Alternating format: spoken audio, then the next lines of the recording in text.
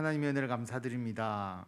설명절을 마치고 이렇게 가족들이 모여서 우리가 하나님의 귀한 은혜를 나누고 또 하나님 앞에 나와 오늘 수요 예배 드릴 수 있도록 인도하여 주시니 참으로 감사를 드립니다. 아버지 하나님, 우리들의 가정이 하나님 안에서 믿음의 든든한 반석 위에 세워지는 복된 가정 되게 하여 주시고, 또 우리 가족들 모두가 교회를 통하여서 자신의 믿음을 키워나가고 서로 봉사하고 하나님의 일에 헌신하는 귀한 본을 본받아 나갈 수 있도록 인도하여 주시며, 우리 자녀들이 하나님의 귀한 일꾼으로서 비전을 가지고 자신의 삶을 하나님께 온전히 드릴 수 있도록 아버지께서 역사하여 주시옵소서.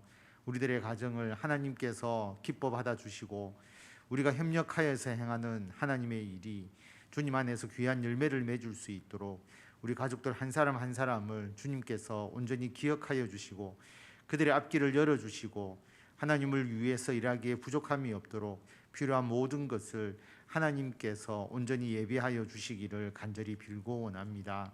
우리가 신앙생활을 행할 때에 교회를 통하지 않고서는 우리들의 믿음을 키울 수도 없고 함께 협력해서 하나님의 나라를 위해서 일할 수도 없습니다.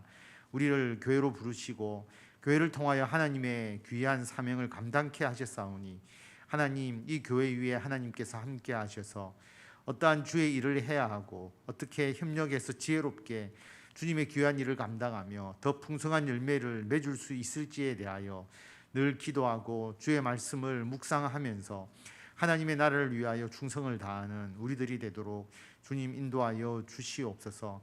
아버지 하나님, 1월 한 달을 보내면서 우리가 금년도 계획하는 모든 일들이 주님 안에서 잘 이루어지고 있는지 그 방향을 다시 한번 점검하게 하여 주시고 하나님의 뜻에 일치하는 삶을 살아나가고 있는지를 우리가 다시 한번 돌아보면서 우리들의 삶을 점검하고 교회를 통하여 함께 협력하여서 주님의 일 잘 감당할 수 있도록 주님 역사하여 주시옵소서.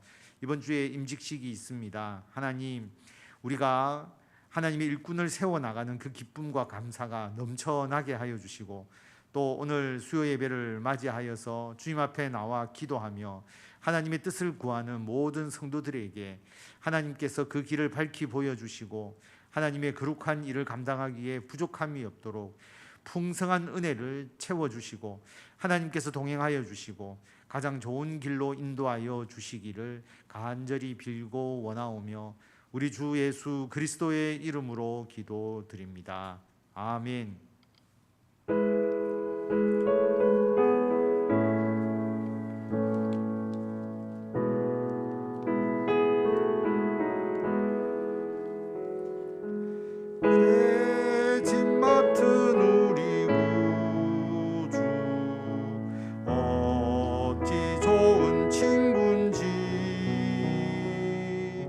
걱정 근심 무거운 짐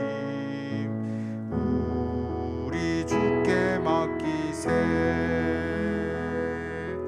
주께 고함 없는 고로 복을 받지 못하네. 사람들이 어찌하여 주를 모를까. 시험 걱정 모든 괴로움 없는 사람 누군가. 부질없이 낙심 말고 기도드려 아뢰세. 진실하신 친구 찾아볼 수 있을까. 우리 약함 아시오니 어찌 아니하랴까. 근심 걱정 무거운 진자 눈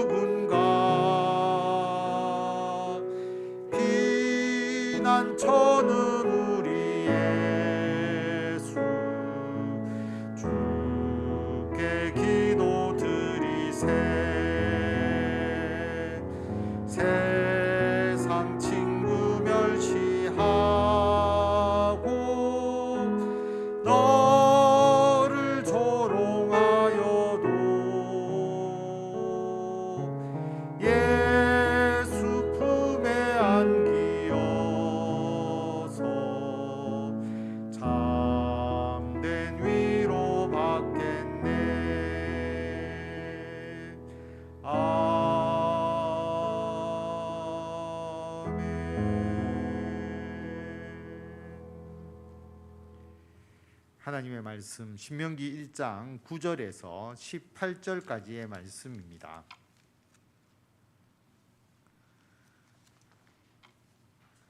한 절씩 교독하고 마지막 절을 다 같이 읽도록 하겠습니다. 신명기 1장 9절에서 18절까지의 말씀입니다.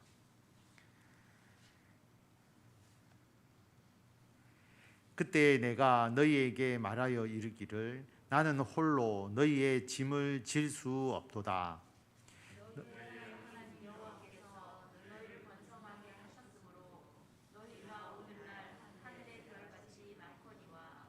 너희 조상의 하나님 여호와께서 너희를 현재보다 1000배나 많게 하시며 너희에게 허락하신 것과 같이 너희에게 복 주시기를 원하노라.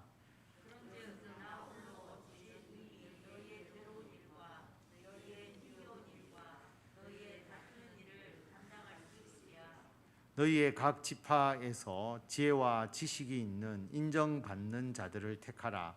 내가 그들을 세워 너희 수령을 삼으리라 한즉 너희가 내게 대답하여 이르기를 당신의 말씀대로 하는 것이 좋다 하기에 내가 너희 지파의 수령으로 지혜가 있고 인정받는 자들을 취하여 너희의 수령을 삼되 곧 각 지파를 따라 천부장과 백부장과 50부장과 10부장과 조장을 삼고 내가 그때에 너희의 주관장들에게 명하여 이르기를 너희가 너희의 형제 중에서 문서를 들을 때에 쌍방간에 공정히 판결할 것이며 그들 중에 있는 타국인에게도 그리할 것이라.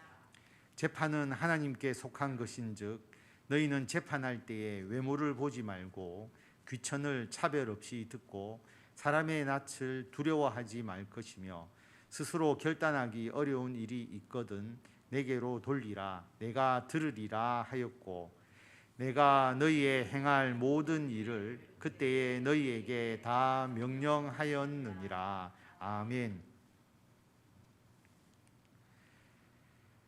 판단은 하나님께 맡기라 라는 주제로 하나님의 말씀을 같이 나누도록 하겠습니다. 오늘 말씀은 신명기 말씀이지만 이 말씀이 일어났던 그 시기가 앞에 있습니다. 그 일을 회상하는 것이거든요. 그래서 이스라엘 백성들이 출애굽하고 난 이후에 시내산에 도착하기 전에 광야 생활을 할 때 출애굽하고 홍해를 건너고 시내산에 도착하기 전 그 기간 동안에 있었던 일을 다시 가나안 땅에 들어가기 직전에 모세가 되풀이해서 설명하는 내용입니다. 모세가 이스라엘 백성의 지도자이지 않습니까? 출애굽한 이스라엘 백성들을 모세 외에 누가 이끌 수가 있겠습니까? 아무도 없겠죠. 모세는 절대적인 지도자였습니다. 모세가 하나님을 대리해서 애굽 왕 바로와 이스라엘 백성들을 해방시켜 주는 담판을 하지 않습니까? 모세 외에 누가 그 강대국 애굽의 왕을 찾아가서 이스라엘 백성들을 내보내라라고 담판 지을 수가 있겠습니까? 대단한 사람이죠. 그리고 10가지 재앙을 일으켜서 이스라엘 백성들을 해방시켜 주었고 그리고 홍해를 건너도록 했다라고 하는 거죠.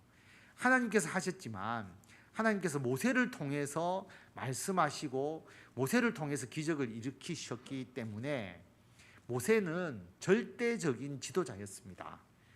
우리가 그 당시에 그 현장에 있었다면 감히 그 모세의 권위에 대해서 의문을 제기하거나 반기를 들 사람이 우리들 중에서도 아무도 없을 것입니다. 그런데 이스라엘 백성들이 노예 생활을 하다가 처음으로 자유로운 생활을 하게 되었지 않습니까? 평소에는 애굽 사람들이 명령하는 것을 그냥 그대로 따라서 그 명령대로만 행하면 되었습니다. 기계적으로 일하던 사람들이었죠. 그런데 그들에게 자유가 생긴 겁니다. 얼마나 하고 싶은 것이 많겠습니까? 물론 광야에서 생활하기 때문에 자기가 하고 싶은 거 다 할 수는 없겠죠. 그러나 사람과의 관계에서 예전에는 명령과 억압에 의해서 살아가던 사람들이 자유롭게 되어서 무리를 이루고 살아가니까 그 안에서 많은 문제점이 생겼을 것임을 알 수가 있습니다. 서로 의견이 맞지 않는 일들이 비일비재했을 것이고요. 서로 충돌하거나 다툼이 있는 경우가 분명히 있었을 것임을 알 수가 있습니다. 어떤 두세 사람 간에 문제가 생기면 그냥 합의해서 합리적으로 문제를 해결할 수 있을 것 같지 않습니까? 그런데 우리 사람이라는 것이 쉽게 합의가 잘 안 됩니다. 여러분 한번 생각해 보십시오. 때린 사람과 맞은 사람이 두 사람끼리 화해하고 합의해서 문제 처리하세요라고 하면 때린 사람과 맞은 사람이 서로가 합의가 될까요? 당사자들끼리는 합의가 잘 안 되죠. 그래서 그것을 조정해 주는 사람이 있게 됩니다. 양쪽 이야기를 듣고 그러면 중간적이거나 어떤 합의점을 도출해 내기 위해서 서로가 조정해 주는 역할을 하는 사람이 있어야 합의가 될 수가 있는 것이죠. 일반적 사람과의 관계도 그런 조정자가 필요합니다.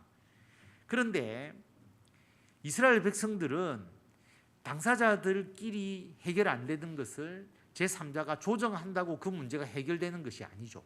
왜냐하면 모든 의사결정은 하나님의 뜻대로 이루어져야 되는 겁니다. 당사자가 합의를 했다고 해도 그게 하나님의 뜻과 하나님의 말씀하고 어긋나게 되면 그 합의는 의미가 없게 되는 것이거든요. 그래서 하나님의 뜻에 따라서 모든 의사결정이 이루어져야 하는데 그러면 누가 그 하나님의 뜻을 알 수 있겠느냐라고 하는 겁니다. 그 당시에는 모세 외에 누가 하나님의 뜻이다라고 그렇게 말할 수 있는 사람이 있겠습니까? 그래서 모세가 모든 백성들의 재판을 하고 모세가 그 분쟁을 다 조정하고 재판의 재판관으로서 또 문제의 조정자로서의 역할을 모세가 다 수행을 한 것입니다. 그래서 출애굽기 18장 13절에 보면 모세가 재판을 하려고 앉아있고 백성을 재판하려고 앉아있고 백성들은 아침부터 저녁까지 모세 곁에 서 있습니다. 왜냐하면 모세가 재판하려고 하니까 분쟁이 얼마나 많은 일들이 있었겠어요. 그것을 건건히 사람들이 다 가지고 오니까 모세의 판단을 듣기 위해서 사람들이 계속 줄 서 있는 거죠. 모세 옆에 계속 줄 서 있습니다. 그래서 모세의 장인 이드로가 모세를 만나러 왔을 때에 이 모습을 본 거죠. 이튿날 가보니까 모세는 재판을 위해서 앉아있고 백성은 길게 줄 서서 하루 종일 그 모세 옆에 있는 모습을 본 겁니다. 그러면서 모세의 장인 이드로가 이렇게 하는 것이 잘못되었다라고 그렇게 말합니다. 그래서 어떤 문제가 있을 때 모세를 찾아와서 모세가 그 양쪽 이야기를 듣고 재판에서 하나님의 율례와 법도대로 모든 문제를 처리하는 것이 이게 옳지 못하다, 합리적이지 못하다. 왜냐하면 이것대로 하면 너와 함께한 이 백성이 반드시 기러기 쇠할 것이다. 이 일이 너무 너에게 중요하고 또 무겁고 힘이 들고 결코 너 혼자서 이것을 다 할 수 없다라고 그렇게 말합니다. 실제로 그렇지 않겠습니까? 한두 명도 아니고 그 60만이 넘는 다 합하면 어린아이하고 다 합하면 100만이 넘는 그 사람들을 모세가 일일이 다 재판한다는 것은 사실 있을 수가 없는 것이죠. 그래서 모세의 장인 이드로가 이런 조언을 하게 됩니다. 너는 하나님 앞에서 그 백성을 위하여 사건을 하나님께 가져와라. 어떤 사건이 있으면 하나님께 그 사건을 가져오고 그들에게 율례와 법도를 가르쳐 주라. 그래서 어떻게 해야 할 일을 방법을 그들에게 보여주라라고 그렇게 말합니다. 뭐냐 하면 모세를 찾아와서 일일이 물어서 대답해 주기 이전에 뭐가 필요하느냐 하면 백성들에게 율례와 법도를 가르쳐서 그들이 어떻게 해야 하는지를 그들에게 알게 하는 것이 더 우선되어야 한다라고 하는 것입니다. 그렇지 않겠습니까? 스스로 판단할 수 있도록, 스스로 하나님의 뜻이 무엇이고 하나님께서 어떤 것을 원하시는지를 알 수 있도록 교육을 하는 것이 먼저다라고 그렇게 말씀을 하시고요. 이것만 가지고 되지 않겠죠. 그래서 온 백성 가운데 능력 있는 사람들을 선택해라. 그래서 그 백성들 위에 천부장, 백부장, 50부장, 10부장을 삼아서 백성을 재판하게 하라. 재판을 잘 할 수 있는 사람을 세우라고 하는 것이죠. 그래서 10명 중에 1명 10부장, 50명 중에 1명 50부장, 100명 중에 1명 100부장, 1000명 중에 1명 1000부장. 그래서 10부장이 그 10명 가운데 있는 간단한 일은 재판하고, 거기서 해결이 안 되면 50부장, 100부장, 1000부장 이렇게 올라가면 되니까 백성들이 재판할 수 있도록 하라. 그래서 모세의 장인 이드로가 이런 조언을 해주게 됩니다. 그래서 큰 일은, 진짜 중요한 일, 이 사람들이 해결할 수 없는 일은 모세에게 가져오고, 작은 일은 스스로 이 재판을 통해서 해결하고, 또 어떤 경우에는 재판도 필요 없이 그들에게 율례와 법도를 가르쳐서 그들이 스스로 하나님의 뜻을 알고 행할 수 있도록 해라. 그러면 일이 쉬워질 것이다. 그들이 너와 함께 일을 같이 담당할 것이고 일이 쉬워질 것이다 라고 이드로가 조언을 합니다. 모세가 장인 이드로의 이야기를 듣고 그렇게 조직을 세우고 그렇게 하는 장면이 출애굽기 18장에 나오거든요. 그리고 40년 광야 생활을 끝내고 이제 가나안 땅에 들어가기 전에 모세가 다시 한번 이 사건을 회상을 합니다. 다시 되풀이해서 가르치는 것이죠. 이제 좀 있으면 요단강을 건너서 가나안 땅에 들어가게 되는데, 그때 다시 한번 광야 생활에서 있었던 일을 언급하면서 어떻게 사람들을 가르치고 또 어떻게 재판해야 되는지를 알려주기 위해서 이 말씀을 반복하는 것이죠. 그래서 오늘 읽은 신명기 1장 12절에 보면, 나 혼자서 어떻게 능히 너희의 괴로운 일과 너희의 힘겨운 일과 너희가 다투는 일을 어떻게 내가 다 담당할 수 있겠느냐, 그렇게 말합니다. 담당할 수 없다라고 하는 것이죠. 그래서 너희의 각 지파에서 지혜와 지식이 있는 인정받는 자들을 택하라. 당연히 재판하려고 하면 지혜도 있어야 되고 지식도 있어야 되잖아요. 어떤 세상적 지식이 아니라 하나님의 말씀, 율법에 대한 지식이 있어야 되고, 지식만 가지고 되는 건 아니잖아요. 지혜롭게 그것을 판단할 수 있는.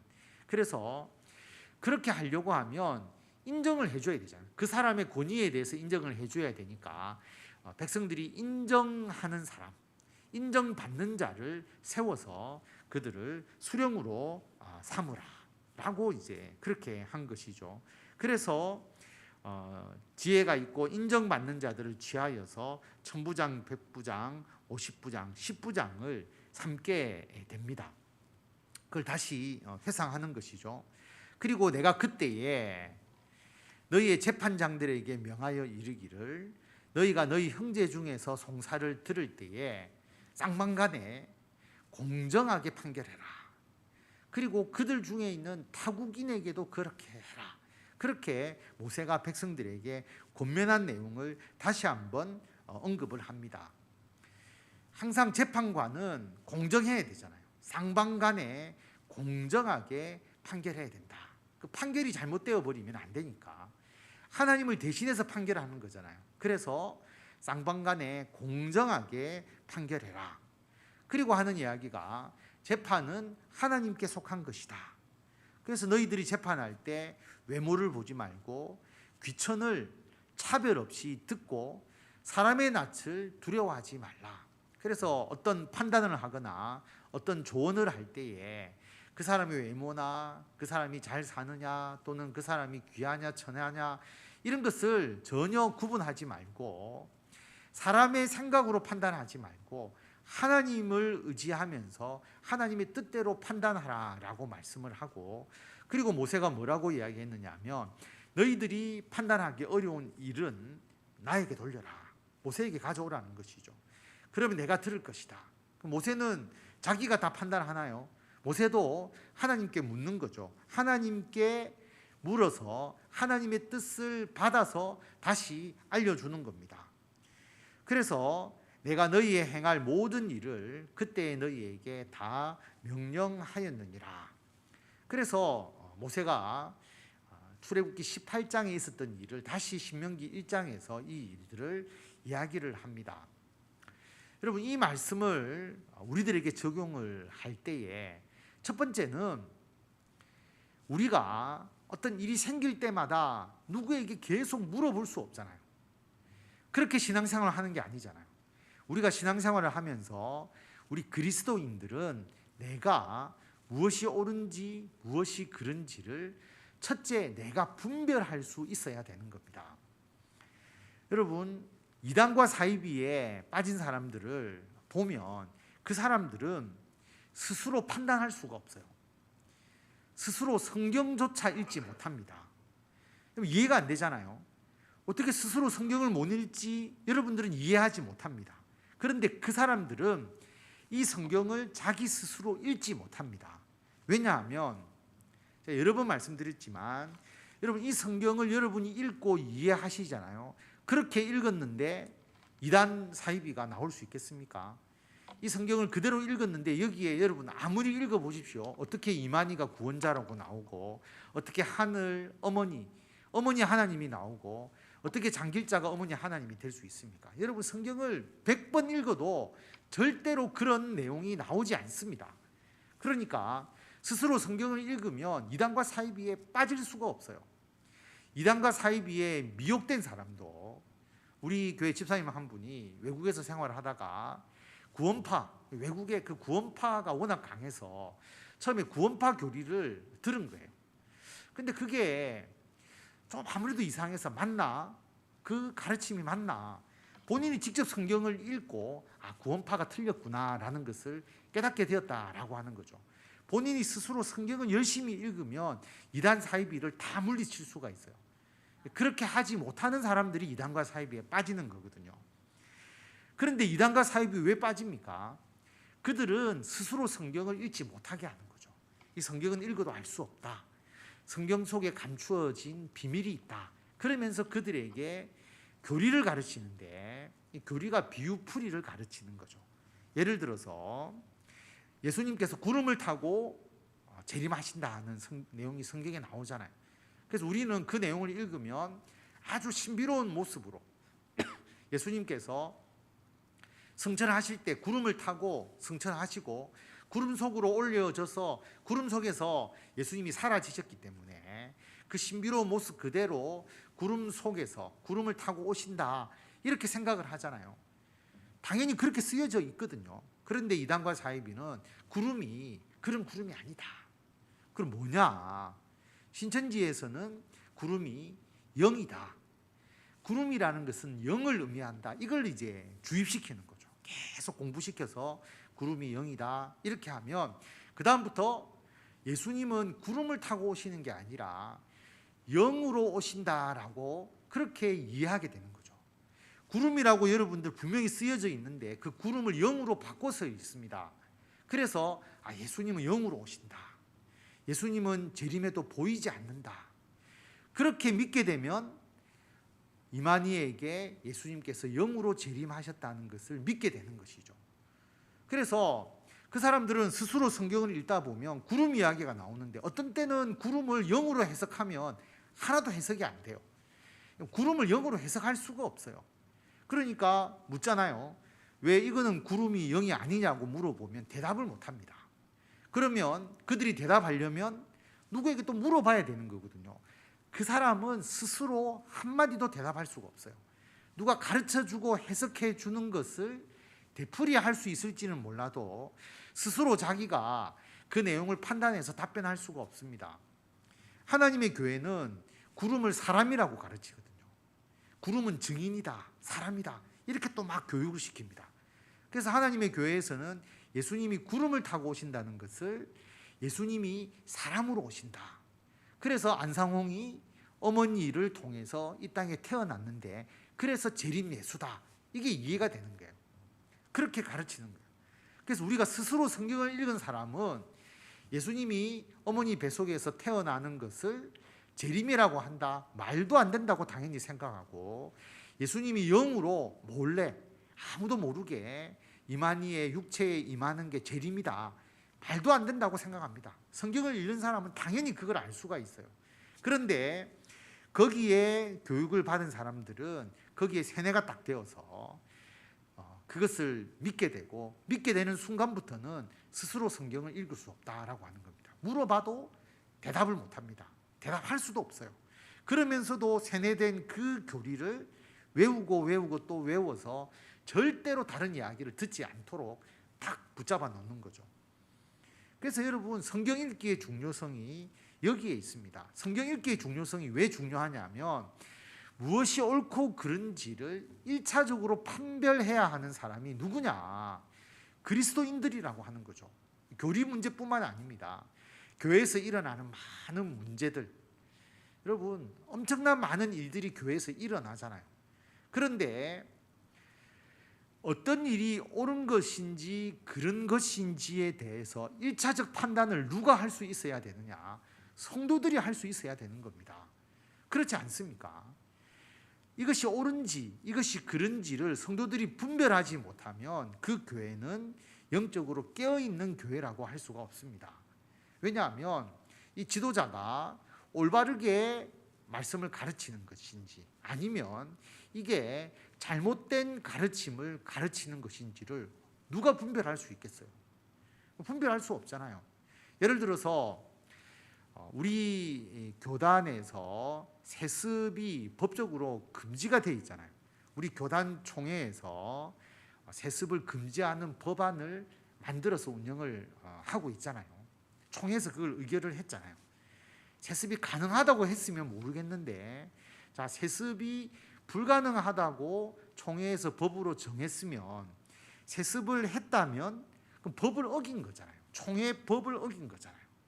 그런데 성경 말씀을 가지고 어떤 경우에는 세습이 옳다 이렇게 이야기하는 것은 여러분 잘못된 거 아닌가요? 우리가 세습이 있을 수도 있고 없을 수도 있는 그 구약의 상황을 지금 이 세상에 바로 적용해서 세습이 가능하다, 그렇게 가능하지 않다 판단할 수가 없잖아요. 그런데 총회에서 모든 우리 교단의 총대들이 모여서 그게 불법이고 그렇게 해서는 안 된다라고 정의를 했다면 그 지키는 게 그게 맞잖아요. 아니면 교단을 떠나가든지 그렇게 해야 되잖아요. 그죠? 그래서 이것이 옳다라고 주장하는 것이 잘못되었다라는 것을 우리가 판단할 수 있어야 되잖아요. 그리고 동성애가 옳으냐 그르냐 성경에 분명히 옳지 않다고 나와 있기 때문에 우리가 그 사람들을 경멸하고 경멸하지 않고의 문제가 아니라 그것이 성경적으로 맞지 않다라고 하는 것은 그 명확한 것이거든요. 그래서 스스로 판단할 수 있어야 한다라고 하는 것입니다. 실제로 여러분들이 사법적인 문제로 재판에 가보신 분이 있으신지 모르겠는데 법적인 재판을 받을 때도 마찬가지잖아요. 변호사가 알아서 해주니까 나는 몰라, 변호사에게 다 맡겨. 그러면 100% 거의 100% 재판에서 집니다. 왜냐하면 변호사가 여러분들이 관련되어 있는 그 소송과 관련된 내용을 다 알 수 있겠어요? 세세하게 모르죠.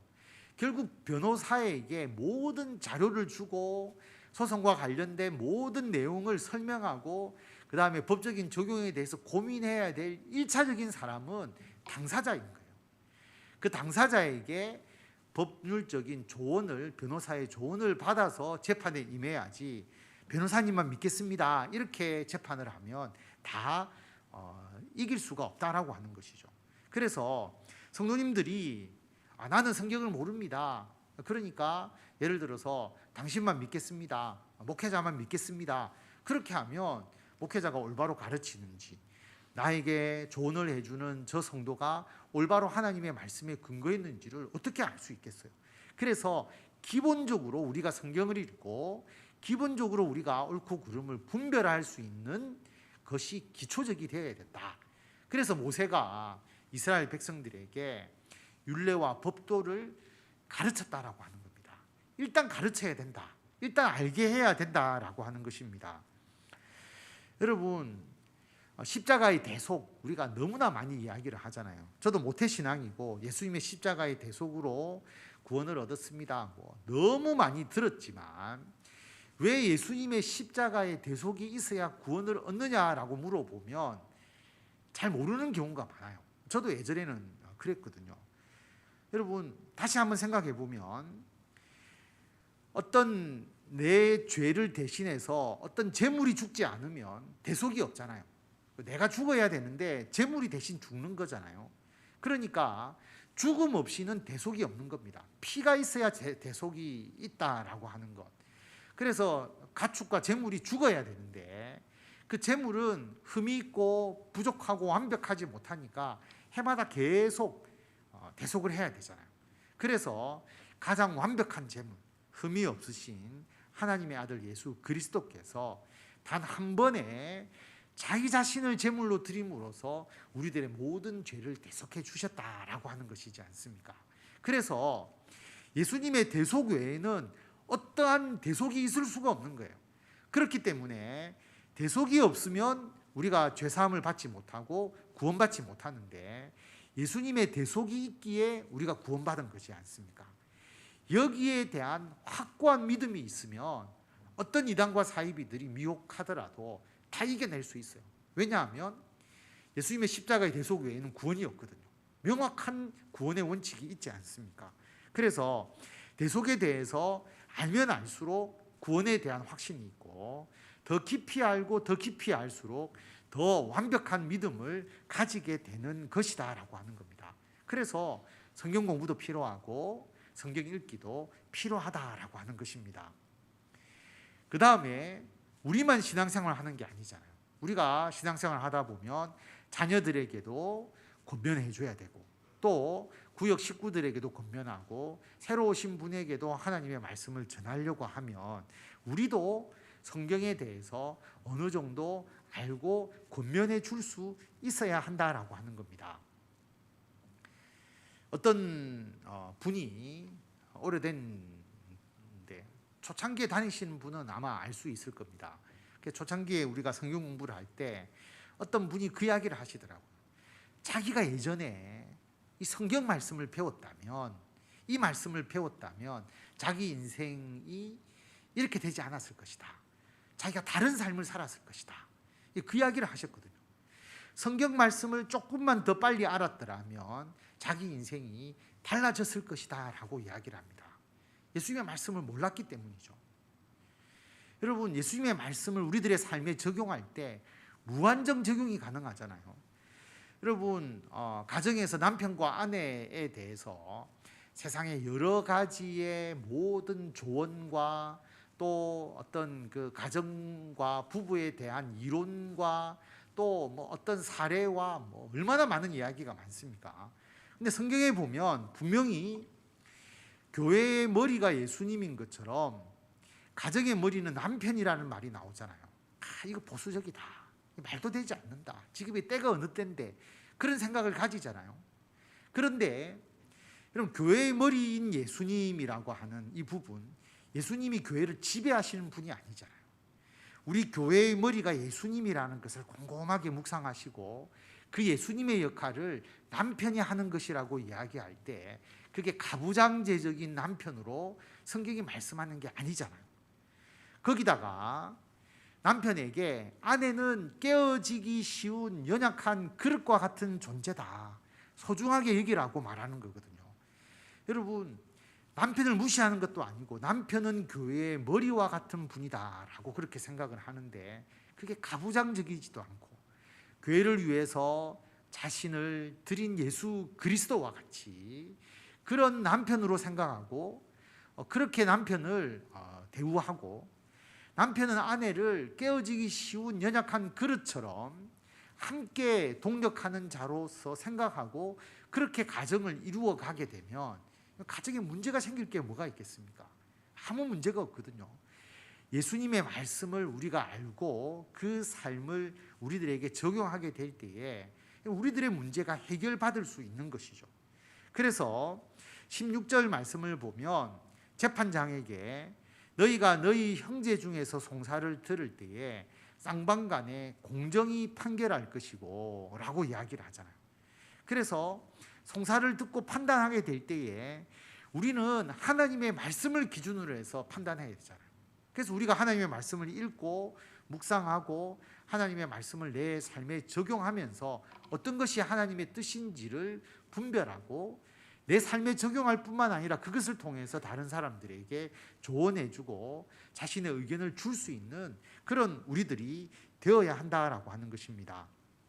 최종적인 것은 재판은 하나님께 속한 것이다. 외모나 기천이나 사람을 두려워하지 말고 하나님께 속하면서 판단을 하고 스스로 결단하기 어려운, 여러분이 성경을 읽고 성경 공부를 하고 내 삶에 적용을 했지만 어떤 상황 가운데서는 여러분도 판단하기 어려운 일들이 있을 것 아니겠습니까? 그러면 여러분들이 그것을 누구에게로 가져와야 되느냐? 당연히 목회자에게 가져와야 되겠죠. 왜냐하면 하나님의 말씀을 더 깊이 연구하고 하나님의 말씀을 더 많이 아는 사람의 조언을 구해야 되는 것입니다. 그러면 목회자는 그런 이야기를 들었을 때 자신의 판단대로 말하느냐? 그렇게 되면 안 되죠. 자기 생각이잖아요. 자기 생각을 구하는 게 아니잖아요. 하나님의 뜻을 구하는 거잖아요. 재판은 하나님께 속한 것이니까. 그래서 목회자는 그런 문제에 있을 때 하나님께 그 뜻을 구해야 하는 것이죠. 여러분, 하나님의 뜻은 간단하지 않습니다. 저도 목회자고 저도 어떤 문제를 판단하게 될 때에 쉽게 딱 판단할 수 있는 게 아니에요. 쉽게 판단할 수 있다면 여러분도 판단할 수 있겠죠. 예를 들어서 예수님의 사례를 보면 이런 가늠한 여인, 현장에서 가늠한 여인이 끌려왔잖아요. 사람들이 돌로 치자, 돌로 쳐야 된다. 왜냐하면 율법에 의하면 가늠하면 돌로 치는 게 당연한 거거든요. 명문화되어 있는 거잖아요. 그럼 돌로 쳐서 끝나버리면 될 일을 예수님은 그렇게 말하지 않았다라고 하는 겁니다. 너희들 중에 죄 없는 자가 돌로 치라.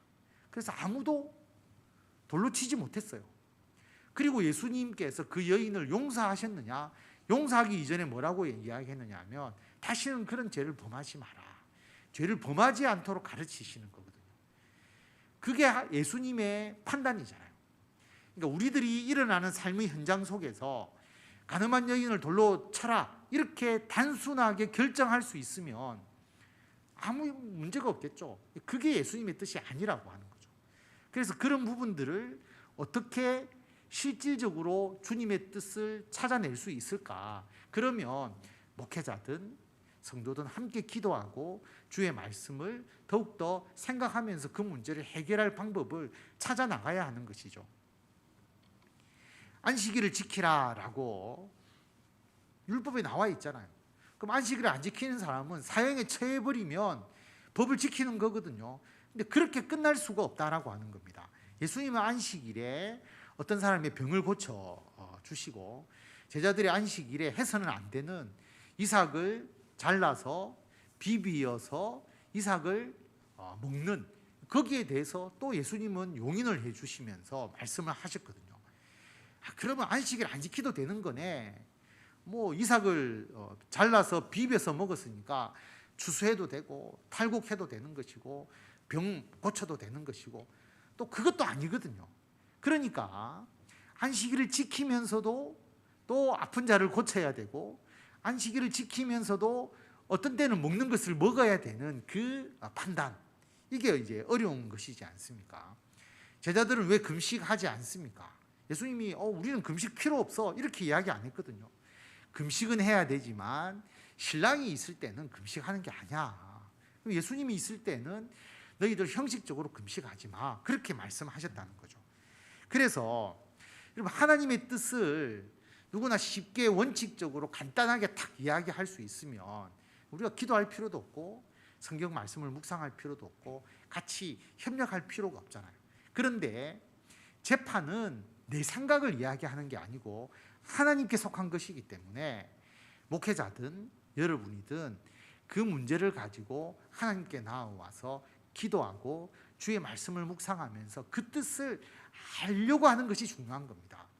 목회자가 일방적으로 가서도 안 되고요. 목회자는 또 성도들과 또 다른 분과 함께 기도하면서 그 뜻을 같이 물어나가는 거죠.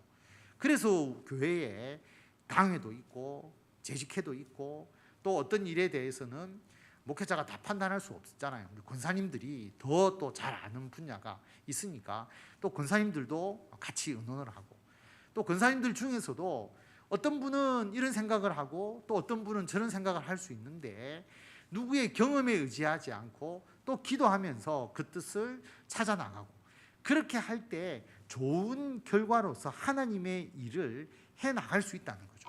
모든 판단을 하나님께 속해서 할 수 있게 된다라고 하는 겁니다.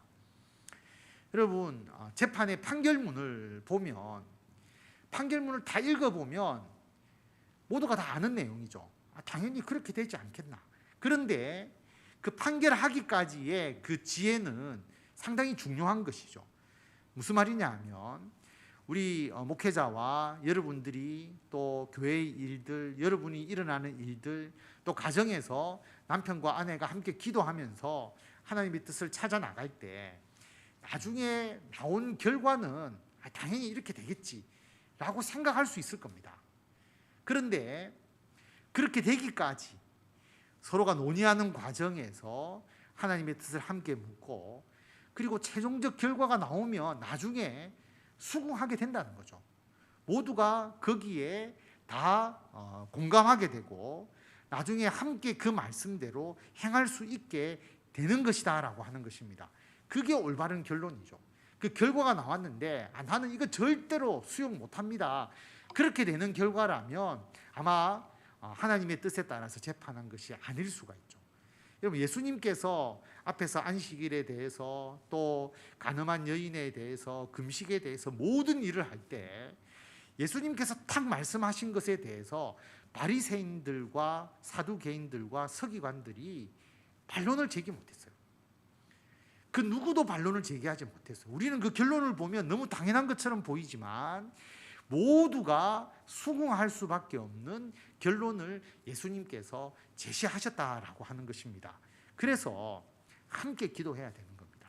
함께 말씀을 묵상하고 그리고 성경에 대해서 어떤 판단을 구할 때에 목회자가 더 성경을 더 깊이 묵상하고 더 성경을 깊이 안다면 목회자의 뜻을 구하되 목회자가 교만하지 않고 또 성도들과 함께 기도하면서 그 뜻을 찾아 나갈 때에 그 재판을 하나님께서 하셨다면 모든 관련된 사람들이 거기에 대해서 수긍하고 동의하고 그렇게 원만하게 모든 일이 이루어지게 될 것이다. 그리고 어떤 일의 결과에 대해서 도저히 답을 모르겠다. 어떻게 해야 될지 모르겠다. 그럼 어떻게 하면 되느냐 하면 더 기도하면 되죠. 판단을 조급하게 생각하지 말고 하나님께서 재판에 주실 때까지 기다리는 겁니다. 계속 기도하면서 기다리는 거예요. 그러면 또 하나님의 뜻이 모두에게 똑같이 임하여서 그 문제가 해결될 수가 있는 것입니다. 그것이 재판은 하나님께 속한 것이다 라고 우리가 고백할 수 있는 것이다 라는 것을 기억하시고 새해에 여러분 가정에서 수많은 결정을 앞으로 하실 것 아니겠습니까? 그러면 가정에서 우리의 재판은 하나님께 속한 것이다. 또 우리가 교회에서 직장에서 많은 판단을 하게 될 것인데 오늘 이 말씀을 생각하시면서 함께 기도하고 하나님의 말씀을 더욱더 묵상하면서 하나님의 뜻이 우리들의 판단을 통해서 이루어질 수 있도록 같이 협력하시고 또 일방적으로 묻기보다는 여러분들이 스스로 기도하고 스스로 말씀을 묵상하고 하나님의 뜻을 알려고 더욱더 노력하셔서 모든 일이 연합해서 협력해서 좋은 결과를 이룰 수 있도록 모든 일을 해결하시고 금년도에 좋은 열매를 맺으시는 성도 여러분들이 다 되시기를 바랍니다. 기도하겠습니다. 하나님 은혜를 감사드립니다. 아버지 하나님, 새해 계획을 세우고 우리가 많은 일을 결정하게 됩니다.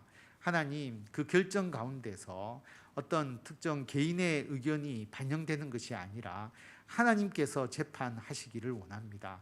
그래서 우리가 그 문제를 놓고 기도하고 그 말씀을 깨닫기 위하여 더욱더 말씀을 묵상하고 서로가 이 문제에 대해서 함께 이야기를 나누면서 하나님께서 원하시는 가장 좋은 방향으로 모든 일들이 이루어질 수 있도록 주님께서 역사하여 주시고 하나님의 말씀이 우리들의 삶 가운데 적용되어서 그 모든 결과에 따라서 우리가 행하는 일들이 더욱더 풍성한 열매를 맺을 수 있도록 하나님께 영광이 되고 더 형통한 삶이 될 수 있도록 주님께서 인도하여 주시기를 간절히 빌고 원하오며 예수님의 이름으로 기도드립니다.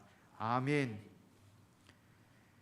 찬송가 549장입니다.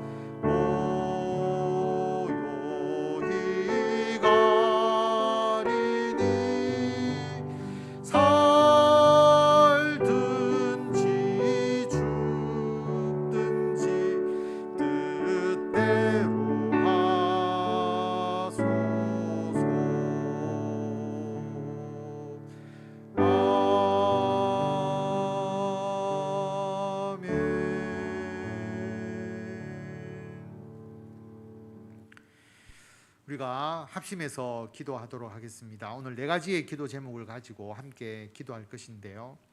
첫째는 내가 하나님의 뜻을 잘 분별해서 올바른 판단을 할 수 있도록, 여러분 수많은 의사결정을 하실 것인데 하나님의 뜻을 잘 분별해서 올바른 판단을 할 수 있도록 기도하시기 바랍니다. 그 다음에 나만 판단하면 되는데 여러분 다른 사람의 판단을 도와주는 위치에 있잖아요. 자녀들의 판단을 도와줘야 되고 남편의 판단, 또 아내의 판단을 도와줘야 되고 성도들의 판단을 도와줘야 되는 위치에 있기 때문에 하나님의 뜻을 따라서 내가 다른 사람을 올바로 권면할 수 있도록 그렇게 기도하시고요. 세 번째로는 어떻게 판단할 수 있습니까? 기도하고 말씀 묵상이죠. 기도하고 말씀 묵상, 또 하나님의 말씀 들어야 되고, 그래서 기도와 말씀 묵상 잘 할 수 있도록 그렇게 기도하시고, 우리가 늘 기도합니다. 몸이 아픈 성도들이 완쾌되어 함께 예배드리도록 특별히 현욱이 임상 목사님, 성태경 장로님을 위해서 기도해 주시기 바랍니다. 한 10분 정도 함께 기도하고 제가 대표 기도하겠습니다.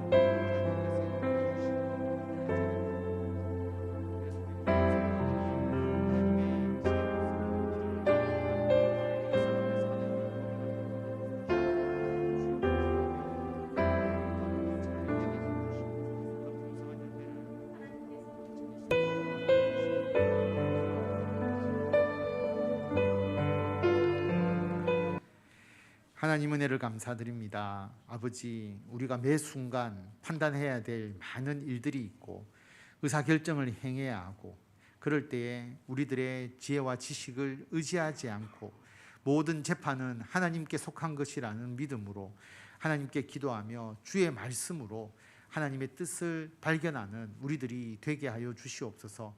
우리가 결정한 모든 일이 하나님의 뜻 안에서 형통하게 모든 일이 이루어지게 하여 주시고 풍성한 열매를 맺을 수 있도록 역사하여 주시옵소서. 가정에서 여러 가지 의사결정을 행할 때에 모두가 한 마음으로 주님의 뜻을 구하면서 기도하게 하여 주시고, 우리 교회가 행하는 모든 일들이 하나님 안에서 협력하여 선을 이룰 수 있도록 우리 목회자와 그리고 우리 항존직 직분자들과 모든 성도들이 모두가 거기에 대해서 화합하고 화답하고 그리고 한 마음으로 동의할 수 있는 하나님의 지혜와 하나님의 명철로서 우리 교회의 모든 의사결정들이 이루어질 수 있도록 주님께 온전히 맡기는 우리들이 되도록 하나님께서 역사하여 주시옵소서. 아버지 하나님, 정말 무엇이 옳고 그르며 어떻게 행해야 할지를 잘 모를 때 우리는 오직 하나님께로 더 가까이 나아갑니다. 하나님을 온전히 신뢰하면서 모든 결정을 하나님께 맡기며 기도하며 나아갈 때에 아버지, 가장 좋은 방향으로 모든 일들이 협력하여 선을 이루게 하여 주시고 모두가 그 뜻에 순종하면서 하나님의 살아계심을 찬양하고 하나님을 경배하고 예배할 수 있도록 주님 인도하여 주시옵소서. 아버지, 주의 귀한 일꾼으로 세워진 주님의 용사들입니다. 이 믿음의 용사들을 하나님께서 기억하셔서 그들이 행하는 모든 일들이 하나님의 나라를 확장하고 하나님의 영광을 드러내며 많은 영혼을 살리는 귀한 일이 될 수 있도록 주님께서 역사하여 주시고 한 사람 한 사람 그 기도에 응답하여 주시고 친히 그 손을 잡아 이끌어 주셔서 우리 성도들이 판단하고 행하는 모든 일들이 많은 사람에게 유익이 되고 교회에 큰 힘이 되며 그리고 모든 일이 형통하게 이루어질 수 있도록 주님께서 역사하여 주시옵소서. 특별히 몸이 아픈 성도들, 현욱이 그리고 임상 목사님, 성장로님을 기억하셔서 아버지, 그들이 주님께 기도합니다. 주님, 깨끗하게 치유하여 주시고 낙심하지 않고 반드시 그 모든 어려움을 극복할 수 있도록 하나님께서 믿음의 믿음을 더하여 주시고 의사와 주위에 관련된 분들이 그 치료의 과정을 결정하는 가운데 하나님께서 역사하여 주셔서 주의 뜻이 이루어지도록 주님께서 온전히 인도하여 주시기를 간절히 빌고 원합니다. 금년 한 해 우리 교회가 더욱더 기도하기를 원합니다.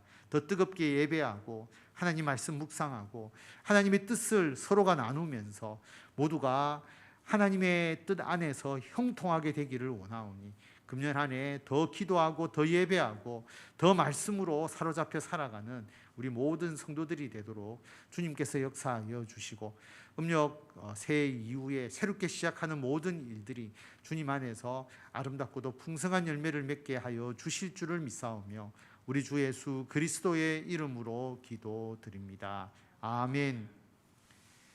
우리 주 예수 그리스도의 은혜와 하나님의 무한하신 사랑과 성령님의 감화 감동 교통케 하심이 재판은 하나님께 속하였다고 고백하며 더 기도하고 더 하나님의 말씀 붙잡고 하나님의 때가 이루어질 때까지 인내하며 믿음으로 기다리며 주의 뜻을 성취해 나가기를 원하는 모든 성도들 위해 지금부터 영원토록 함께 하시기를 간절히 축원하옵나이다. 아멘.